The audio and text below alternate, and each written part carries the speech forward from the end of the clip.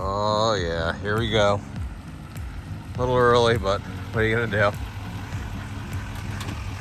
What's going on? What's going on? See the hat, don't you? What do you got going? It's too dark out. Oh, sick the bag. All right, guys, so like we talked about in one of our other videos, we got to get 2 cars to Florida, as well as a little 4x8 U-Haul that Chuck's going to be pulling behind the CTS-V. So him and I have been brainstorming about how we're going to get all this down there without taking 2 trucks to pull everything. Actually 3, because we'd have a small trailer too. So we made a purchase. We done got us a 50-foot Kaufman 3-car trailer, which, I'm not gonna lie, pretty freaking sweet. So this thing ought to work pretty good. It's got dual axle, like the duals. It's kind of like an equipment trailer style. And this thing will hold, I think, like 20,000 pounds, so it ought to work out pretty good. But I mean, for, you know, putting a Trailblazer on it and a CTS-V and a little 4x8 U-Haul, I'd say we're probably not maxing out the load capacity. She's a 2016, pretty clean. She's got about 30 foot of aluminum ramp on her to put on the back when we load them. And I think other than that, guys, it's gonna be pretty nice. The guy we just bought it from got him a nice little regular cab short bed old body style truck. But guys, it ought to work pretty good. Very happy with it. So this is what we're gonna be taking down to Sick Week to load everything up on. And now We're in the mountains of Virginia, so now we got a 6-hour trip back home to Virginia Beach. So anyway, guys, see you back home. she is a clean, long unit. What do you think, buddy? You ready to get home? Not for life.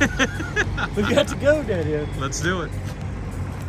We're back.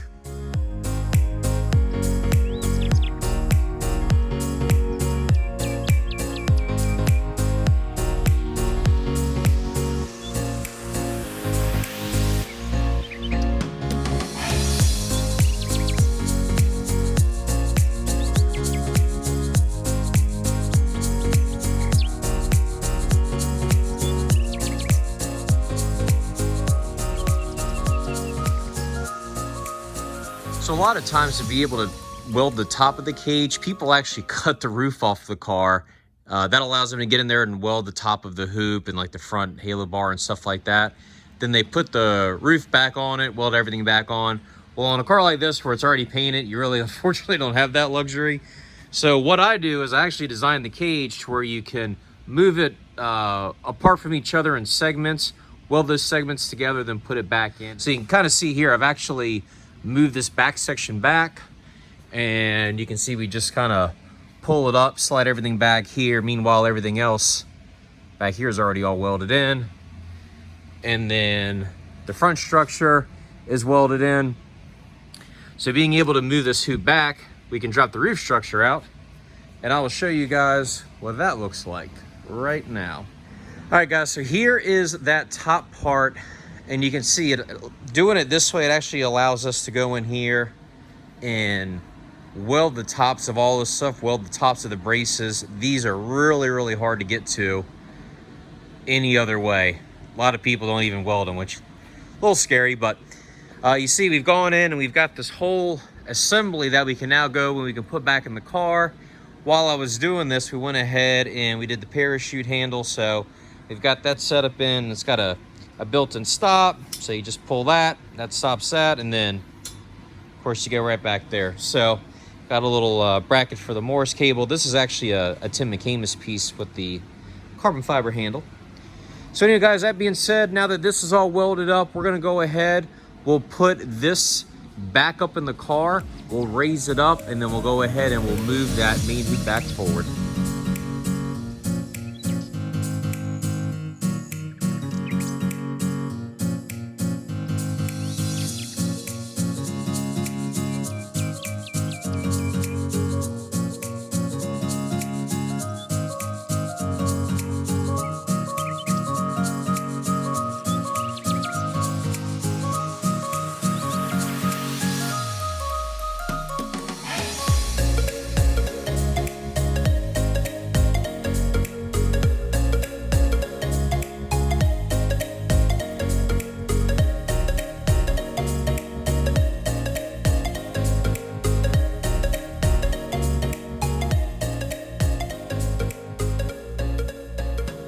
So I wanted to get y'all up to speed as to where we stand with the Cadillac. And guys, between work and the holidays and being a family man, it's been it's been a lot going on, but we have been burning the midnight oil to make sure that we can get this thing done. So we got a lot of late nights ahead of us still, but we will be determined to make it happen. So as far as that rear main hoop section, we went ahead and we've got all of that welded in now. So you guys saw on these bars here, we got them tacked in. We've gone ahead and we've finished getting all those welded in now. So all that's good to go. The aluminum rear tin work, so like that rear seat delete / like firewall thing we had going on, I've pretty much got all of that stuff made, which all those panels are here and we got some over there. So what we're going to be doing is we're going to be powder coating a lot of that stuff gloss black. Basically whatever you see from the trunk side, we'll powder coat, and then everything inside the car here, we're actually going to be doing that lightweight carpet. We decided to go ahead and do that.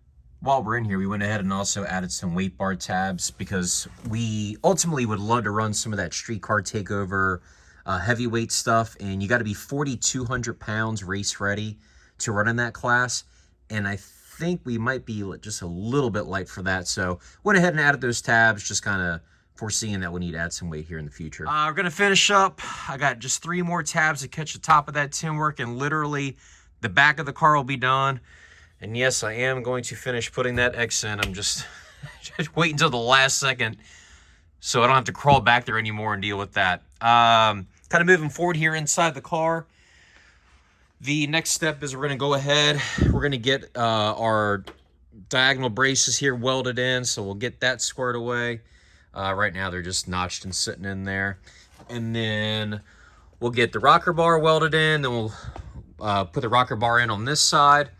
And then I'll go ahead, I'm going to get the seats mounted, and the seats are going to be mounted off of that rocker bar over there. And then we'll probably, on the inside, we'll just do kind of something similar to catch the inside of the seat. Once the seats are mounted, then we'll go ahead and we've got a window net hardware we got to put in, so we'll go ahead and we'll get the window net stuff in there. But other than that, guys, we're pretty much good to go. Of course, all this is all welded up here. You can see your chute handle up there. And then let me show you what we've done in the back, because we've been doing a good little bit of work in the back. So you guys see, finally got my material in for the trailer hitch. And it looks pretty good, which is kind of, I guess, weird to say that the trailer hitch looks good, but we've kind of got all this in place. I got everything tacked together, but I just need to finish welding it up. And then Chuck even splurged, and he got him a new chrome 2-inch ball there. Inside, so we've got the battery tray mounted. This is just a mock-up battery, just so I could get the tray fitted. But so the battery tray squared away, and then we've got our battery cutoff switch, which I think's required anything faster than $9.99. That's actually the factory spot for a Cadillac battery, but since we are going to be ripping some 8s here pretty soon with this thing, we went ahead and decided just go ahead and get the chassis ready. Same thing, we got some more weight bar tabs here in the back. All right, guys, and last but not least is the ice tank. So I mentioned before, I really didn't care for how they had this set up before. It was spun around the other way, and they only had like 2 mounts on it. So, I mean, this thing full of ice water is actually pretty heavy. So I've added some extra feet. So now we've got 4 bolts holding this thing to the trunk floor. We've spun it around, and I'm actually changing a lot of the ins and outs. We are getting rid of the Rule intercooler pump that was in here before. I know a lot of people have success with those, but we actually killed one on the last day of Hot Rod Drag Week like 2 years ago. So we are going to do away with the Rule pump, and let me show you the pump we are going to be using. And look, guys, we got us a little electric turbo. So this is actually going to be the water pump that we're going to be using for the ice tank. So this is a Davies Craig EWP 150, and things are starting to get a little bit cramped back here. So instead of trying to get it all stuffed in here somehow and keep it like below the water line so it doesn't cavitate, I think I'm actually going to mount it just outside of the like the trunk here, in between the trunk and the back bumper. So it'll be kind of stashed up underneath there. So on the next video of the CTS-V build series, you're going to see us mounting the Sparko seats we got with some pretty trick lightweight chromoly mounts that I'm going to be making.